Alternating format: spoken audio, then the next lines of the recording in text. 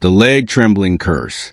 In the quiet town of Willow Creek, there was an old legend about a curse that caused uncontrollable leg trembling. People whispered that it was the work of a vengeful spirit, a woman who had been wronged long ago and now sought to torment the living. Sarah had always dismissed the stories as mere folklore.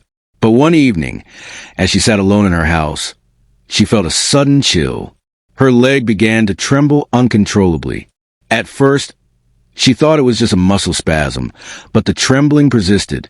She tried to stand up, but her leg shook so violently that she could barely walk. That night, Sarah had a terrifying dream. She saw the ghostly figure of a woman, her eyes filled with sorrow and rage. The woman reached out, and Sarah felt a cold touch on her leg, followed by an intense shiver that woke her up. The trembling had stopped, but the fear lingered.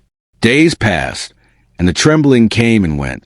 Sarah began to notice strange occurrences around her house, whispers in the night, shadows moving in the corners of her eyes. She realized that the curse was real, and she was its latest victim. One evening, Sarah decided to visit the cemetery where the vengeful spirit was said to be buried. She hoped to find a way to break the curse. As she stood in front of the grave, she felt a presence behind her.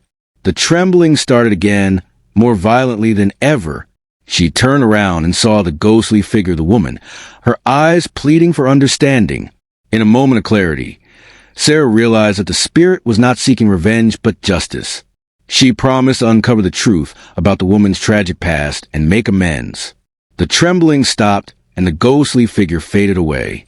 Sarah spent weeks researching and finally discovered that the woman had been wrongfully accused of witchcraft and executed. She wrote an article about the injustice and published it in the local newspaper. The spirit's restless soul finally found peace, and Sarah was free from the curse.